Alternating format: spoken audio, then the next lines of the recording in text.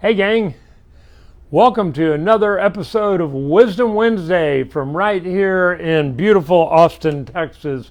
Hi, I'm Mark Sweeney, owner of Austin Dental Spa, and we do this Wisdom Wednesday every Wednesday around this time. If this is your first one, I'll give you a little recap. We'd go through a scientific session, usually something to do with dentistry or maybe more generally about health and how to stay healthier in general. And the theme this month is Time to Shine, which is where the flashlight came from. Last week I had sunglasses on top of that, but we try to keep it fun, make it shine. And so next month I'll be exposing that theme next week because we only have 1 week of Wisdom Wednesdays left in the month of May. Hard to believe. And we've got a really great scientific topic today to talk about. But before I introduce that, I just wanted you to know, since last Wednesday, I have found that I was informed on Friday that we made it to the final round of the best in Austin, Texas, in both categories, in Best Dentist in Austin and Best Cosmetic Dentist Office. 2 years ago, we won both categories. Last year, we only won one, and one of my friends in town won the other one.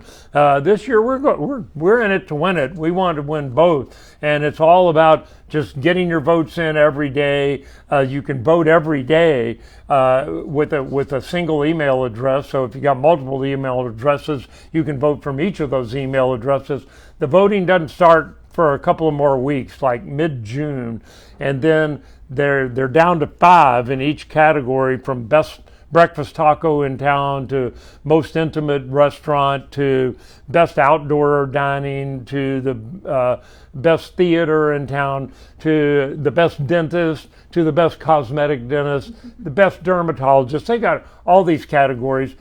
We made it in both. So thank you out there for your votes. Those of you who did take the time to vote every day, you got us to where we are. And here we go again in a couple of weeks. I'll let you know when the big day arrives, and we'll be doing email blasts and all that stuff too. And so our theme, as I said, is Time to Shine, because we were trying to spend the month of May showing you how to rise and shine and get ready for summertime.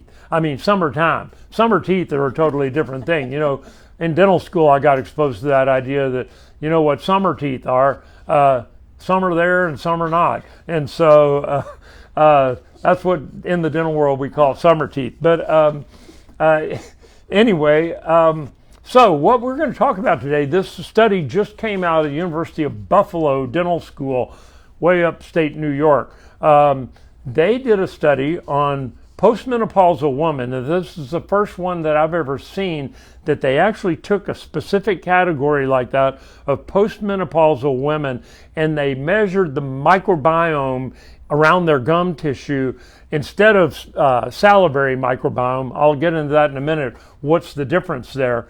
But they measured the bacteria content of the pockets around their gum tissue, and then they measured their diets, like 1,200 women, and they watched what they ate, and they came up with some pretty interesting correlations. And you know, the first thing that caught my eye is this is the first study I've seen of its kind where they studied postmenopausal women. Now, don't ask me why they studied postmenopausal women instead of 65-year-old men that are on Viagra, but I don't know why they chose that group, but they had the subjects there, they watched what they ate, and the real interesting thing that they found in this study is that there was a direct correlation between the type of bacteria they had in their mouth and the amount of refined carbohydrates that they consumed. Now, if you're a little fuzzy on carbohydrates and refined carbohydrates are the things that require some engineering typically, like donuts. They typically involve white flour and sugar. And donuts is a perfect example, not really high on the healthy scale of things that you would eat. Cupcakes, that sort of stuff. They have flour in them and they have sugar in them. Those are like absolutely zero nutritional value. They have what we call a high glycemic index, which means very quickly after you eat these things, they break down into the sugars and your blood sugar skyrockets. And then your insulin gets dumped into your bloodstream because insulin comes out of the pancreas, if I remember right, and it gets dumped into the bloodstream when your blood sugar goes up to get into to tie on to those sugar molecules, and then they take them either one of three places. They take them to your muscles, they take them out of your body, or they store them as fat. And so, you know, those TV commercials, the Snickers commercials, where the person does something dumb or they look like a monster or something, and then they eat a Snickers bar and suddenly they're this like normal person. I love those because they're great for my business, but that's that high glycemic index that they make in these commercials. They make it seem like that's a good thing when it's really not a good thing. It might, a jolt of sugar might boost you. Those Jolt colas not only have high sugar, so they have a high glycemic index, they're also loaded with caffeine. So the combination of those two things in those 5-hour energy drinks and Jolt colas and Monster drinks and all those things are loaded with caffeine and sugar, so that your glycemic index goes through the roof, and all of a sudden you feel kind of excited. But then there's the letdown as the insulin gets dumped into your system and all that stuff gets taken out of your bloodstream. Usually it goes into your fat cells. So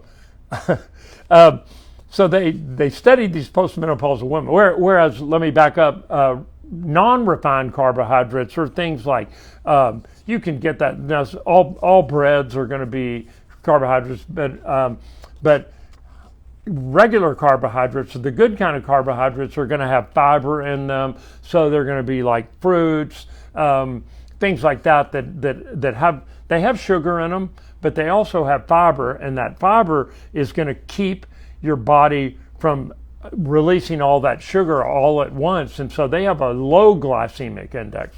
So this study studied people who were eating refined carbohydrates with the high glycemic index, and they found a direct correlation between the type of bacteria, particularly Streptococcus mutans, which is one of the main bacteria that causes the decay in between your teeth. Lactobacilli cause the decay on the biting surfaces in the little grooves, but Strep mutans is one of the main ones that is found in between your teeth in people that have decay problems there. It's found in people with gum disease as one of the main bacteria types, and it's also found in people with heart disease. It helps colonize the plaque that floats through your body and it gets pushed around by your cardiovascular system, and it has a sticky substance or produces a sticky substance.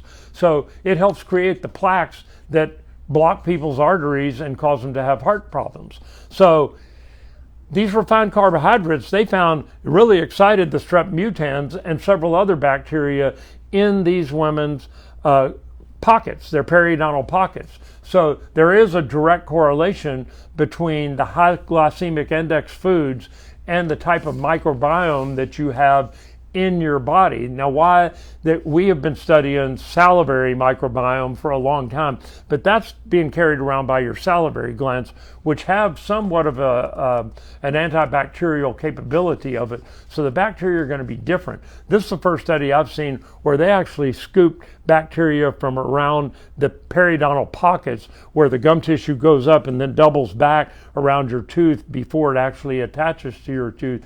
That's where the gum disease starts to occur. Bleeding gums, and then finally swollen gums and bone loss and gum tissue that bleeds really easily. So all that I thought was really interesting. The moral of the story would be cut down on your refined carbohydrates or try to eliminate them completely. Move to the non-refined carbohydrates that are going to be better, that have some fiber content in them. They're going to be much better for you. Legumes, the beans, the leafy vegetables, things like that are carbohydrates still, but they're not cupcakes and donuts. And so we always do a a health tip for the week, and I thought what would fit in with this really well is, remember the old, if you're older than 50, you remember an apple a day keeps the doctor away. Well, why is that? So I wondered about that. I did very little research on the internet, but I found that since we're talking about non-refined carbohydrates that have fiber in them, apple, good source of it. It's got some sugars in it, mostly fructose, the plant-based or fruit-based sugars, not sucrose. Sucrose is table sugar.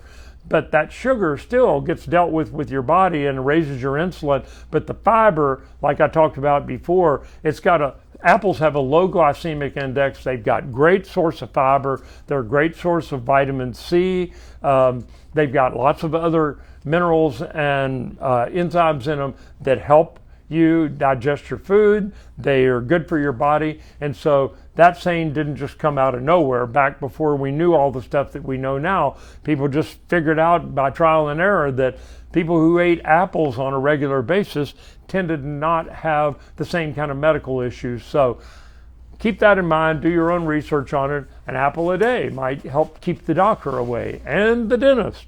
So have a great week, and I'll see you next week for our final May version of Wisdom Wednesday. And then we're on to the summer, and next week I'll introduce our theme for the month of June.